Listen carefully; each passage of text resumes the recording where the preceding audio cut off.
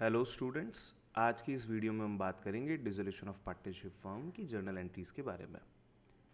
Video को आगे continue करने से पहले आप चैनल को सब्सक्राइब कर दें और बेल आइकन को हिट कर दें ताकि आपको इन्फॉर्मेशन मिलती जाए नेक्स्ट टू नेक्स्ट वीडियोज़ की। अब यहाँ पे जो रूल्स आपको याद रखने हैं, समझने हैं, वो बड़े ध्यान से समझें। डिसोल्यूशन के टाइम पे अगर आपको किसी भी पार्टनर से किसी भी चीज़ के लिए कोई पेमेंट लेना है तो आप उस पार्टनर कैपिटल अकाउंट को डेबिट करेंगे। अगर किसी भी तरीके से किसी भी अमाउंट का पैसा देना है, किसी भी नेम से पैसा देना है, तो आप पार्टनर कैपिटल अकाउंट को क्रेडिट करेंगे। रूल नंबर 2, बैंक अकाउंट के बारे में। जब भी आपके पास में पैसा आएगा, आप कौन है? फर्म है। जब भी आपके पास में पैसा आएगा तो आप डेबिट करेंगे बैंक अकाउंट को, और जब भी आपके यहाँ से पेमेंट जाएगा आप क्रेडिट करेंगे बैंक अकाउंट को। Number 3, partner loan account. जब भी किसी पार्टनर ने जो लोन दे रखा है फर्म को, पार्टनर की तरफ से फर्म को लोन दिया गया है, उसका सेटलमेंट होगा तो पार्टनर लोन अकाउंट को डेबिट किया जाएगा।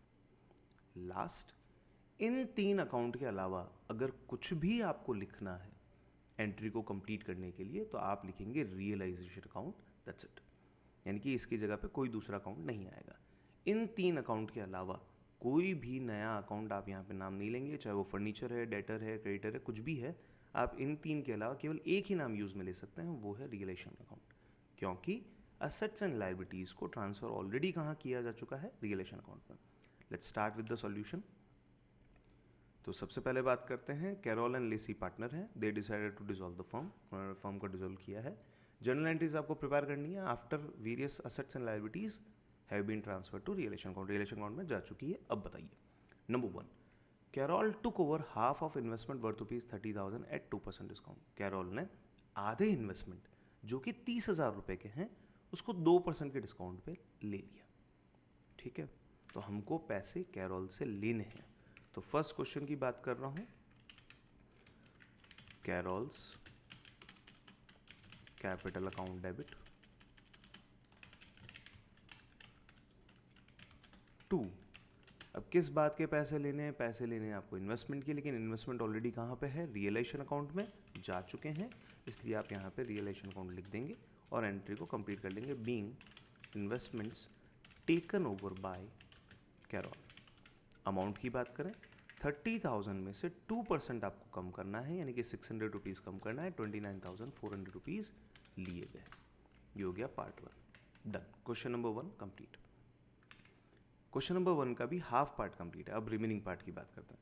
एंड द रिमेनिंग इन्वेस्टमेंट, देखिए 50% इन्वेस्टमेंट अगर 30,000 के थे तो बाकी बचे 50% इन्वेस्टमेंट भी 30,000 के होंगे।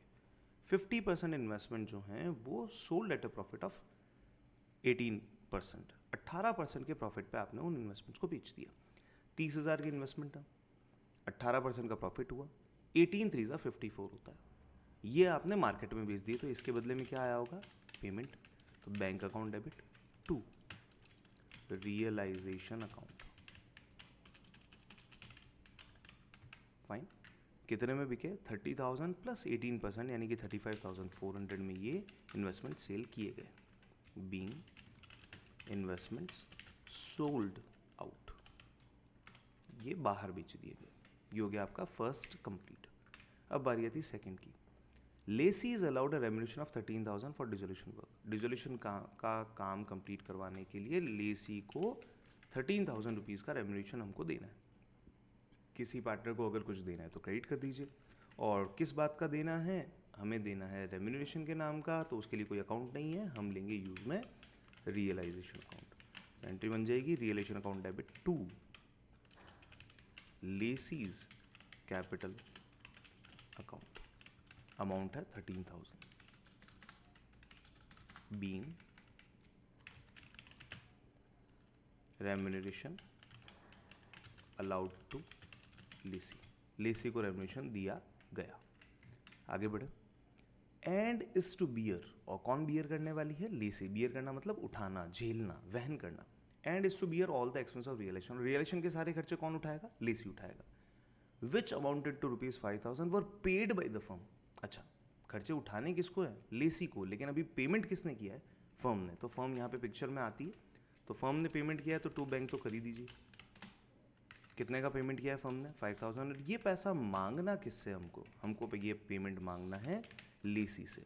तो Lacey is capital account debit to bank account being realization expenses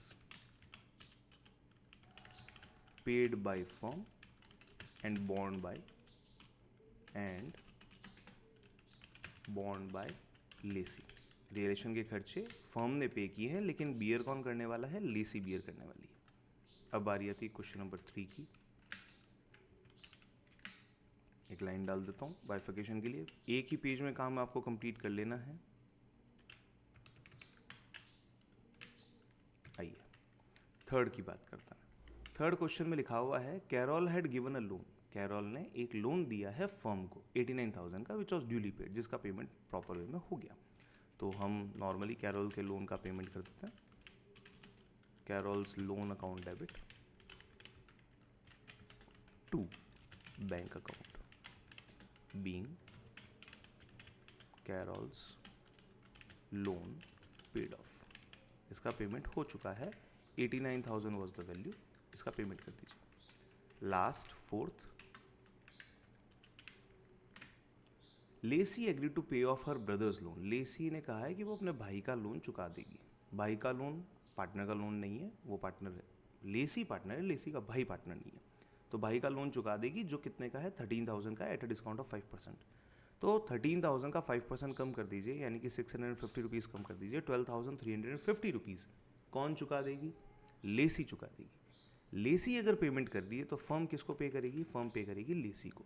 तो हम पे करेंगे लेसी को, तो लेसीज कैपिटल अकाउंट क्रेडिट हो जाएगा, रियलाइजेशन अकाउंट डेबिट हो जाएगा। नरेशन डाल दीजिए, being Lacey's brother's loan paid off by Lacey. Lacey ने उसका पेमेंट किया है। अमाउंट है 13,000 में से 5% कम करना है, 12,350। इस तरीके से आपकी सारी जर्नल एंट्रीज जो है वो कंप्लीट की जा सकती है। रूल बहुत बेसिक है, रूल मैं आपको पहले ही बता चुका हूँ। कैपिटल अकाउंट में अगर पैसे लेने हैं तो डेबिट करें, देने हैं तो क्रेडिट करें। बैंक अकाउंट में पैसे आए हैं तो डेबिट करें, गए हैं तो क्रेडिट करें। पार्टनर लोन को सेटल करना है तो डेबिट किया जाएगा। और इन सब के अलावा कोई दूसरा नाम आपको यूज़ में लेने की ज़रूरत नहीं है। इन सब के अलावा एक ही नाम काम आएगा, एक ही अकाउंट काम आएगा, that is realisation account. Clear? Thank you so much for watching this video and please like, share and subscribe the video. जहाँ तक हो सके आप इस वीडियो को प्रमोट करें। जितने बच्चे पढ़ पाएंगे उसमें बहुत ही ज़्यादा मज़ा आएगा। पर्पज़ इज़ सोलली कि ये वीडियो ज़्यादा से ज़्यादा रीच कर पाए। Thank you so much.